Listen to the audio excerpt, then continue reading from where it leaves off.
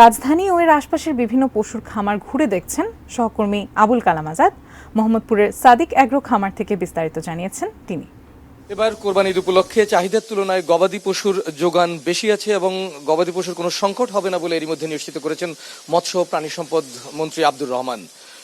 সেই সঙ্গে আমরা এই বিষয়টি দেখবার জন্য রাজধানীর বিভিন্ন পশুর খামার ঘুরে ঘুরে দেখছি। তার মধ্যে মোহাম্মদপুরের একটি খামারে এসে যা দেখতে পেলাম, এখানে তাদের কোরবানি ঈদ উপলক্ষে যে প্রস্তুতিটি রয়েছে বেশ ভালো। তাই মন্ত্রীর কথার সঙ্গে সুর মিলিয়ে আমরা যেটি দেখতে পেয়েছিলাম, তিনি বলেছেন যে গত কোরবানির ঈদে 1,25,00,000 পশু ছিল কোরবানির পশুর সংখ্যা, আর এবারের ঈদে 1,30,00,000 অর্থাৎ আরো 5 লাখ বেশি পশু সরবরাহ করা হবে। এবং তারই প্রস্তুতি হিসেবে এই জায়গায় এসে দেখলাম যে বেশ তারা প্রস্তুতি নিচ্ছেন বিভিন্ন ধরনের কোরবানির ঈদ উপলক্ষে গবাদি পশু। তারা সবচেয়ে বড়, মাঝারি, ছোট এই ধরনের মানে ক্রেতাদের চাহিদা অনুযায়ী যে ধরনের পশু আসলে থাকা দরকার বা প্রস্তুতি নেওয়া দরকার, সেগুলো এরকম প্রস্তুতি নেওয়া হচ্ছে।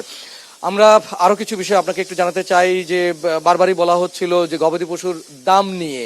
অপরদিকে আন্তঃ মন্ত্রণালয় একটি বৈঠক হবে কোরবানির ঈদের আগেই, সে জায়গায় কিভাবে চাঁদাবাজি ঠেকানো যায় এবং যারা বিশেষ শ্রেণীর সুবিধা নিতে চায় তাদেরকে কিভাবে রোধ করা যায়, তাদের মানে এই ধরনের অপকর্ম, সেই বিষয়গুলো নিয়ে সেখানে আলাপ আলোচনা করা হবে এবং বাস্তবায়ন করার জন্য সেটি কতটা আসলে কার্যকর সম্ভব হবে সেটি এখন দেখার বিষয়। তো এখনকার মতো এই ছিল আমার কাছে সবশেষ।